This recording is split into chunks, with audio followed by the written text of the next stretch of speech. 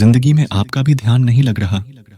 ज्यादा सोचने की वजह से बार बार आपको घबराहट होती है और आपका हृदय भी जोर जोर से धड़कता है और बार बार नेगेटिव विचार आपके भी दिमाग में आते हैं। तो इस ज्यादा सोचने वाली बीमारी से बचने के लिए और इस बीमारी को दूर करने के लिए आज हम आपको एक बौद्ध भिक्षु की कहानी के माध्यम से आपकी समस्या का हल बताएंगे। तो आज के इस कहानी को पूरा देखें ताकि आप भी इस कहानी को सुनने के बाद आपकी समस्या से छुटकारा पा सके। तो चलिए आज की कहानी की शुरुआत करते हैं। एक बार चीन के एक हिस्से में बहुत बड़ा मठ था जहां लगभग 500 भिक्षु रहते थे। वो सभी अपने गुरु के मार्गदर्शन में खुद को जानने का अभ्यास कर रहे थे। एक दिन एक लड़का उस मठ में शिष्य बनने के लिए आया। उसने मास्टर से कहा, मास्टर, मैं खुद को जानना चाहता हूं। मैं सच की तलाश कर रहा हूं। मैं पता लगाना चाहता हूं कि सच क्या है। मास्टर ने उसकी ओर देखा और कहा कि अगर तुम सच जानना चाहते हो तो तुम्हें अपना पूरा जीवन दांव पर लगाना होगा। सच को जानने में तुम्हारा पूरा जीवन लग सकता है। फिर भी इस बात की गारंटी नहीं है कि तुम्हें इस जीवन काल में सच का पता लगेगा या नहीं। क्या तुम इसके लिए तैयार हो? शिष्य ने कहा, मास्टर, मैं यहां पीछे मुड़ने के लिए नहीं आया हूं। मैं इसके लिए तैयार हूं। गुरु ने कहा, अगर ऐसा है तुम एक काम करो। इस मठ में 500 भिक्षु है। तुम उनके लिए चावल कूटने का काम करो। बस सुबह से शाम तक चावल कूटने का ही काम करो और जब तुम थक जाओ तो सोने चले जाओ। फिर अगली सुबह उठकर चावल को कूटना शुरू कर दो। इसके अलावा कुछ और मत करना। किसी और चीज के बारे में मत सोचना। बस इस रास्ते पर चलते रहना और दोबारा मेरे पास मत आना। जरूरत पड़ने पर मैं खुद तुम्हारे पास आऊंगा। उस लड़के ने गुरु के आदेश का पालन करते हुए चावल कूटना शुरू कर दिया। उस मठ में 500 शिष्य थे। उन सभी को समय समय पर भोजन की आवश्यकता पड़ती थी, इसीलिए वह बहुत जल्दी उठ जाता था और रात को देर तक चावल कूट रहता था। जब वह थक जाता तो उसी कमरे में सो जाता था जहां वह चावल कूटता। वह किसी से बात नहीं करता था और ना ही कोई उससे बात करने के लिए उसके पास आता था। कुछ महीनों तक चावल कूटते हुए उसके मन में पुराने विचार आते रहे, लेकिन उन विचारों को कोई नया विषय नहीं मिला तो वह अपने आप ही मिट गए। धीरे धीरे उसके मन में विचार कम होने लगे। कुछ सालों के बाद तो वह अपना नाम तक ही भूल गया। वह हमेशा चुप रहता और विचारहीन अवस्था में बस चावल कूट रहता। उसने ना तो कभी ध्यान किया था और न कभी शास्त्र पढ़ा था। मठ के बाकी शिष्य उसे मूर्ख समझते थे। ऐसा करते हुए 12 साल बीत गए। 12 साल बाद एक दिन मास्टर ने घोषणा की, अब मेरा आखिरी समय आ रहा है और मुझे अपना उत्तराधिकारी चुनना है जो मेरे बाद मठ का मुखिया होगा। इसीलिए मेरा कोई भी शिष्य है जिससे लगता है कि उसे आत्म साक्षात हो गया है और उससे खुद को जान लिया है, तो रात को मेरे दरवाजे के पास आकर इस दीवार पर कुछ पंक्तियां लिखें जिसमें उसकी जिंदगी का सारा अनुभव समाया हो। कई शिष्यों ने ऐसा करने के बारे में सोचा, पर मठ के प्रमुख शिष्यों में से एक ने वहां जाकर कुछ पंक्तियां लिखी। उसे बौद्ध धर्म ग्रंथों का बहुत ज्ञान था। सभी शिष्यों को लगता था कि वह इस मठ का उत्तराधिकारी बन सकता है। उसने लिखा था कि मन एक दर्पण की तरह है जिस पर विचारों और इच्छाओं की धूल जमा हो जाती है। इस धूल को हटाने के लिए ही ध्यान है। जिसकी धूल हट जाती है और मन का दर्पण साफ हो जाता है, वह मोक्ष को प्राप्त कर लेता है। अगली सुबह जब मास्टर उठे और उन्होंने इन पंक्तियों को देखा और उन्होंने कहा कि किस बेवकूफ ने यह सब कचरा मेरी दीवार पर लिखा है। वो शिष्य जिसने यह लिखा था वह चुप रहा। हालांकि उसने जो पंक्तियां लिखी थीं वो ज्ञान से भरी थीं, लेकिन यह सब किताबी ज्ञान था। वह शिष्य बहुत चालाक था। उसने पंक्तियां लिखी पर उसने नीचे अपने हस्ताक्षर नहीं किए, क्योंकि वह स्वयं इसके बारे में निश्चित नहीं था कि यह सही है या नहीं, क्योंकि उसे आत्म साक्षात्कार नहीं हुआ था।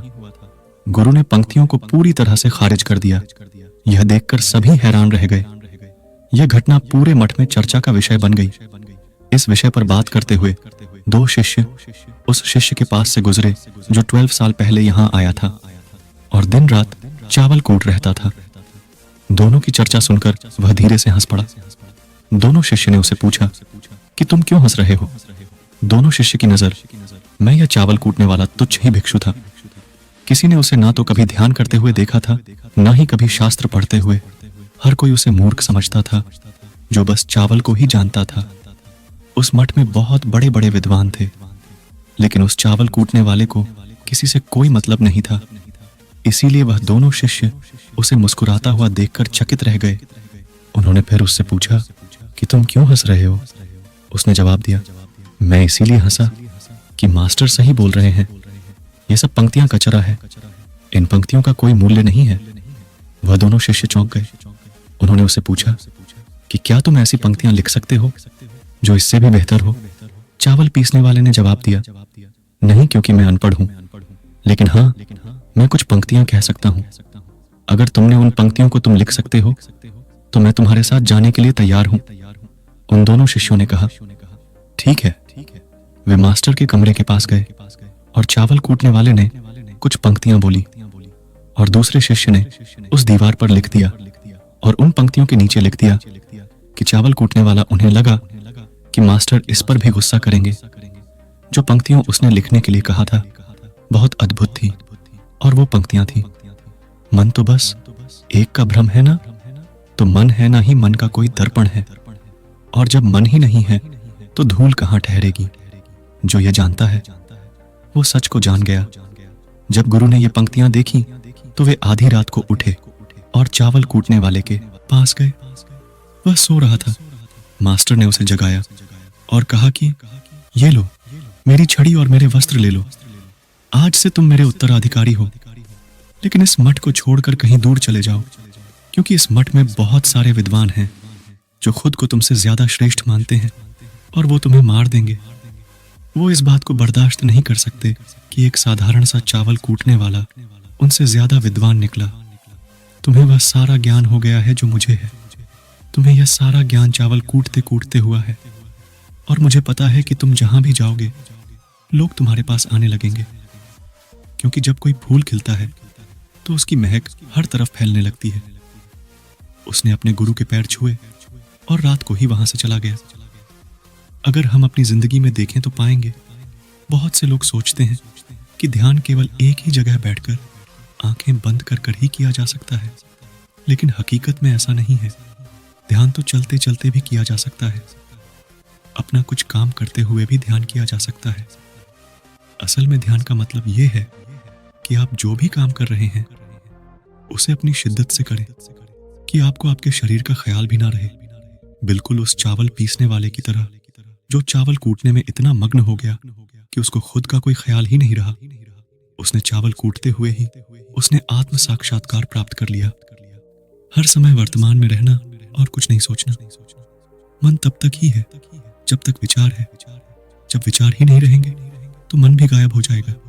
जब मन ही नहीं रहेगा तभी तुम अपने आप को अच्छे से जान पाओगे। असल में हमें अपने वास्तविक रूप को जानने के लिए कोई अन्य साधना करने की आवश्यकता नहीं है। हम जो कुछ भी कर रहे हैं बस उसमें हमें पूरी तरह से खो जाने की जरूरत है। अपने काम में इस कदर से लीन हो जाओ कि आपका काम भी ध्यान बन जाए। ज्यादा सोचने वाले लोगों के लिए दूसरी रहस्यमयी कहानी अब हम आपको बताएंगे, तो चलिए कहानी की शुरुआत करते हैं। एक गांव में एक आदमी रहता था जो ताले तोड़ने के मामले में एक्सपर्ट था। यानी कि जहां कहीं भी ताले तोड़ने की बात आती थी या लॉक को खोलने की बात आती थी तो उसका नाम सबसे पहले लिया जाता था। एक दिन कुछ समझदार लोगों ने उसकी परीक्षा लेनी चाहिए और उसको बता दिया गया कि आपको इस पर इस तारीख को आना है और ताले को तोड़ना है। जब वह समय के अनुसार तय दिनांक को वहां पहुंच गया तो उसको प्रतियोगिता के नियम समझा दिए गए। आपको एक बॉक्स में बिठा दिया जाएगा और उस बॉक्स को पानी में उतार दिया जाएगा। आपको ताला खोलकर बाहर आना होगा। इस बीच आपको लगता है कि लॉक आपसे नहीं खुल पाएगा तो आप इमरजेंसी बटन को दबा सकते हैं और ऊपर आ सकते हैं, लेकिन आप प्रतियोगिता में हार जाएंगे। उसने सभी नियमों की हाँ कर दी और पानी में चला गया।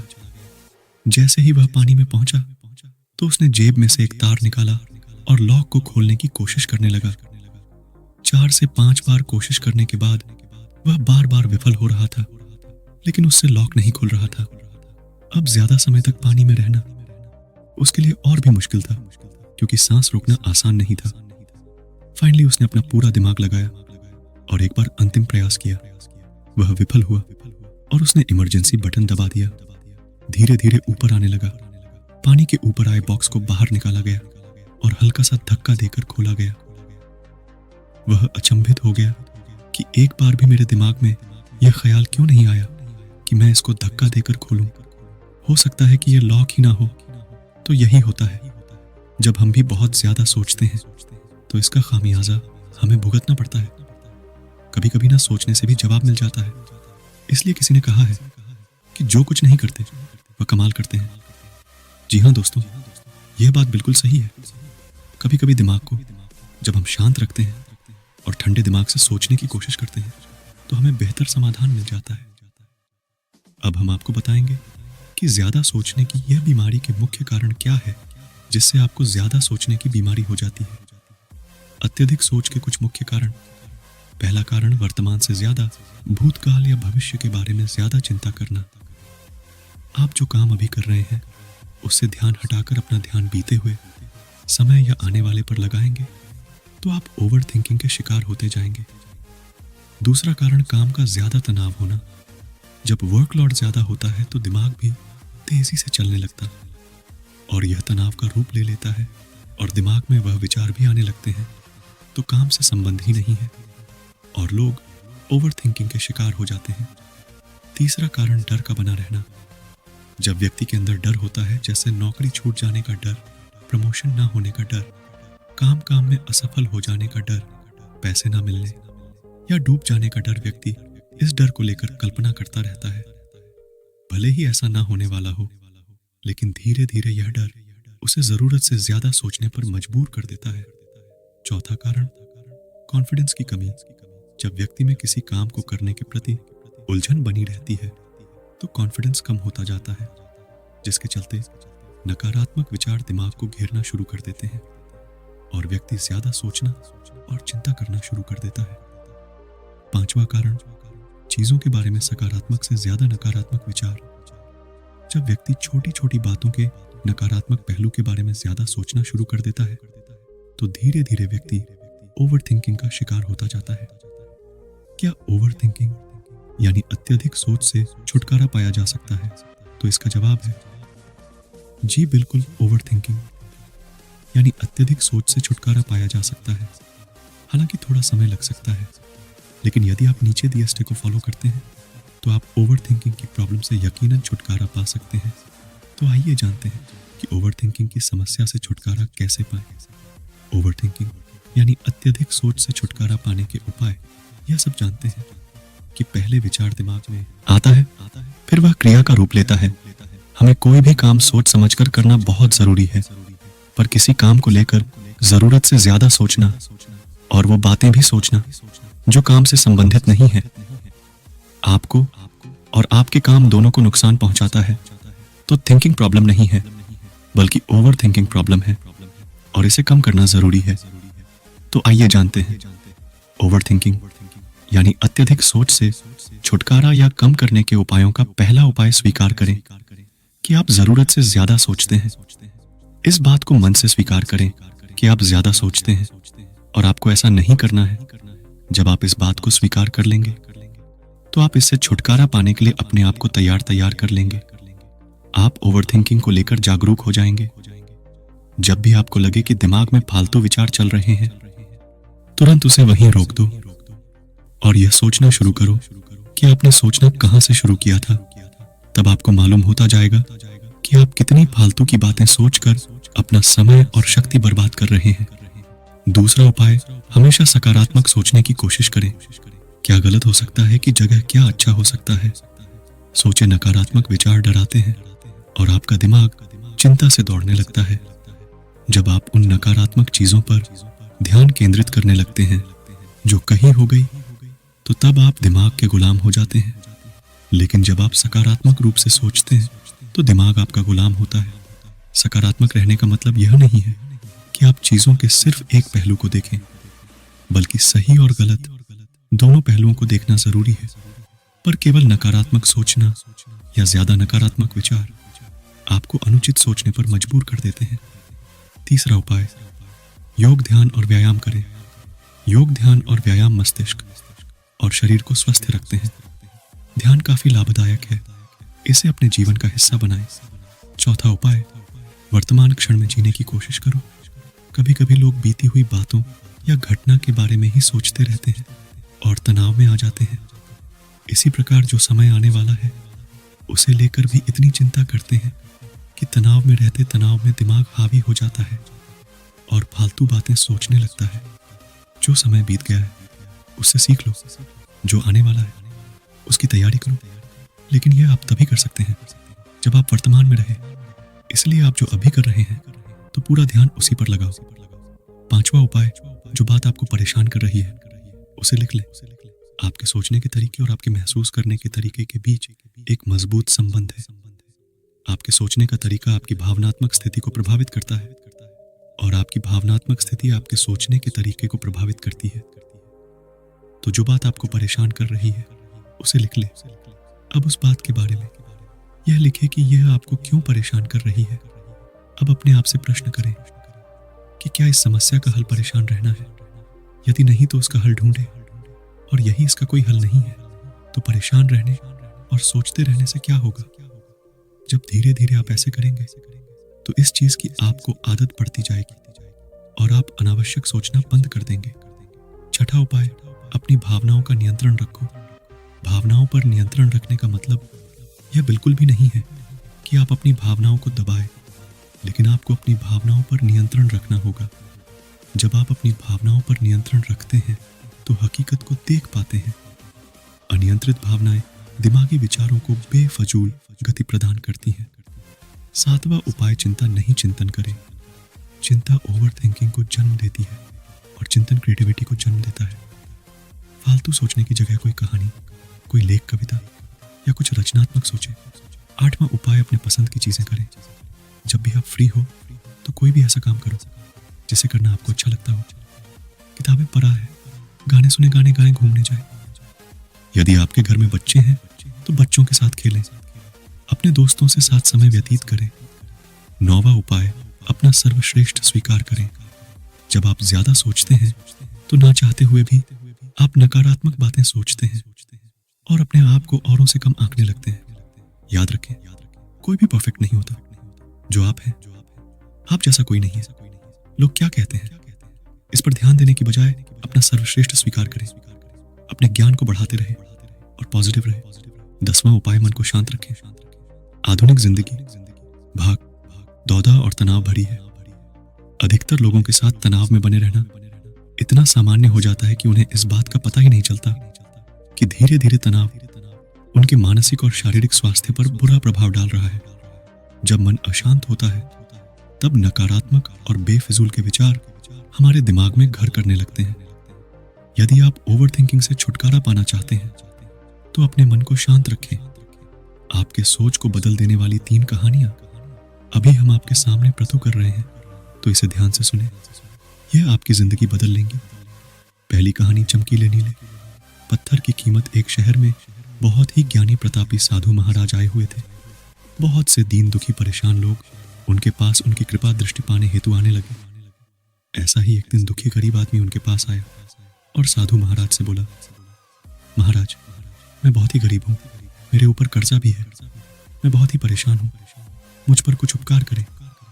साधु महाराज ने उसको एक चमकीला नीले रंग का पत्थर दिया और कहा कि यह कीमती पत्थर है, जाओ जितनी कीमत लगवा सको लगवा लो। वह आदमी वहां से चला गया और उसे बचने के इरादे से अपनी जान पहचान वाले एक फल विक्रेता के पास गया और उस पत्थर को दिखाकर उसकी कीमत जाननी चाहिए। फल विक्रेता बोला, मुझे लगता है यह नीला शीशा है, महात्मा ने तुम्हें ऐसे ही दे दिया है। हाँ, यह सुंदर और चमकदार दिखता है, तुम मुझे दे दो, इसके मैं तुम्हें 1000 रुपए दे दूंगा।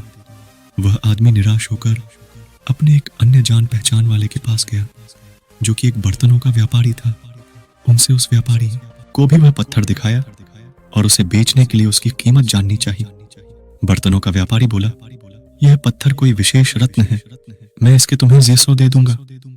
वह आदमी सोचने लगा कि इसकी कीमत और भी अधिक होगी और यह सोच वो वहां से चला आया। उस आदमी ने इस पत्थर को अब एक सुनार को दिखाया। सुनार ने उस पत्थर को ध्यान से देखा और बोला, यह काफी कीमती है, इसके मैं तुम्हें 1 लाख रुपए दे दूंगा। वो आदमी अब समझ गया था कि यह बहुत अमूल्य है। उसने सोचा, क्यों ना मैं इसे हीरे के व्यापारी को दिखाऊं। यह सोच वो शहर के सबसे बड़े हीरे के व्यापारी के पास गया। उस हीरे के व्यापारी ने जब वो पत्थर देखा तो देखता रह गया। चौंक वाले भाव उसके चेहरे पर दिखने लगे। उसने उस पत्थर को माथे से लगाया और पूछा, तुम ये कहां से लाए हो? यह तो अमूल्य है। यदि मैं अपनी पूरी संपत्ति बेच दूं तो भी इसकी कीमत नहीं चुका सकता। तो इस कहानी से हमें यह सीख मिलती है, हम अपने आप को कैसे आंकें? क्या हम वह हैं जो राय दूसरे हमारे बारे में बनाते हैं? आपकी लाइफ अमूल्य है। आपके जीवन का कोई मोल नहीं लगा सकता। आप वह कर सकते हैं जो आप अपने बारे में सोचते हैं। कभी भी दूसरों के नेगेटिव कमेंट से अपने आप को कम मत आंकिए। दूसरी कहानी, मेंढक की टोली। एक मेंढक की टोली जंगल के रास्ते से जा रही थी। अचानक दो मेंढक एक गहरे गड्ढे में गिर गए। जब दूसरे मेंढक ने देखा कि गड्ढा बहुत गहरा है तो ऊपर खड्डे। सभी मेंढक चिल्लाने लगे, तुम दोनों इस गड्ढे से नहीं निकल सकते। गड्ढा बहुत गहरा है। तुम दोनों इसमें से निकलने की उम्मीद छोड़ ढाई दो। उन दोनों मेंढक ने शायद ऊपर खड़ मेंढक की बात नहीं सुनी और गड्ढे से निकलने के लिए लगातार वह उछलते रहे। बाहर खड़ ही खख मेंढक लगातार कहते रहे, तुम दोनों बेकार में मेहनत कर रहे हो। तुम्हें हार मान लेनी चाहिए। तुम दोनों को हार मान लेनी चाहिए। तुम नहीं निकल सकते। गड्ढे में गिरे। दोनों मेंढक में से एक मेंढक ने ऊपर खड्डे मेंढक की बात सुन ली और उछलना छोड़ एचक वह निराश होकर एक कोने में बैठ गया। दूसरे मेंढक ने प्रयास जारी रखा। वह उछलता रहा जितना वह उछल सकता था। बाहर खड्डे सभी मेंढक लगातार कह रहे थे कि तुम्हें हार मान लेनी चाहिए, पर वो मेंढक शायद उनकी बात नहीं सुन पा रहा था और लता रहा। और काफी कोशिशों के बाद वह बाहर आ गया। दूसरे मेंढक ने कहा, क्या तुमने हमारी बात नहीं सुनी? उस मेंढक ने इशारा करके बताया कि वह उनकी बात नहीं सुन सकता क्योंकि वह बहरा है, सुन नहीं सकता। इसलिए वह किसी की भी बात नहीं सुन पाया। वह तो यह सोच रहा था कि सभी उसका उत्साह बढ़ा रहे हैं। इस कहानी से हमें यह सीख मिलती है कि वन जब भी हम बोलते हैं उनका प्रभाव लोगों पर पेड़ी हता है। इसलिए हमेशा सकारात्मक बोल टू।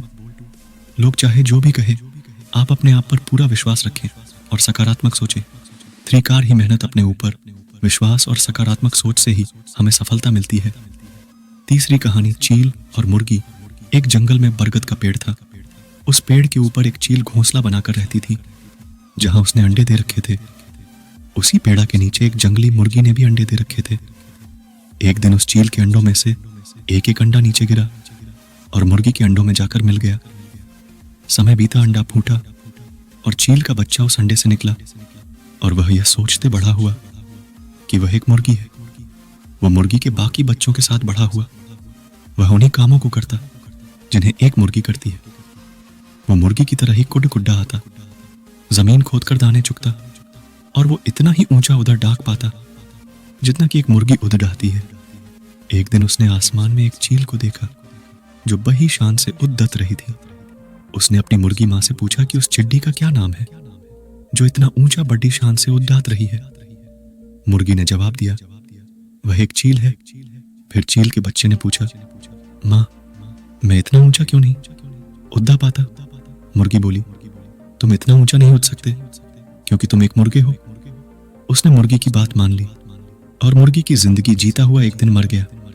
इस कहानी से हमें यह सीख मिलती है कि जो भी हम सोचते हैं या कुछ नया करने की कोशिश करते हैं तो दूसरे हमें यह कहकर रोकते हैं कि तुम ऐसा नहीं कर सकते, ऐसा नहीं हो सकता, और हम अपना इरादा यह सोचकर बदल लेते हैं कि वाकई मैं यह नहीं कर सकता और हार मान लेते हैं। इसका मुख्य कारण है अपने ऊपर भरोसा ना होना, अपनी शक्तियों पर भरोसा ना होना, अपने काम पर भरोसा ना होना। दोस्तों, जो लोग कहते हैं कहने दीजिए, लोगों का काम है कहना। अपने आप पर भरोसा रखें, अपने आप को पहचानें। दोस्तों, अगर जीत निश्चित हो तो कायर भी LDDH जाते हैं। बहादुर वो कहलाते हैं जो हार निश्चित हो फिर भी मैदान नहीं छोड़। मित्रों, उम्मीद करता हूं कि आपको इन 3 कहानियों से अपनी सोच को बदल लेने में मदद मिली होगी और आपको अपने ज्यादा सोचने वाली समस्या से छुटकारा पाने के उपाय भी इस वीडियो के माध्यम से आपको मिले होंगे। इस वीडियो से आपको कुछ सीखने को मिला हो तो इस वीडियो को अपने दोस्तों के साथ जितना हो सके उतना शेयर कीजिए और इस वीडियो के एक लाइक कीजिए और हमारे चैनल को सब्सक्राइब कीजिए। इस वीडियो को देखने के लिए आपका बहुत बहुत धन्यवाद। नमो बुद्धाय।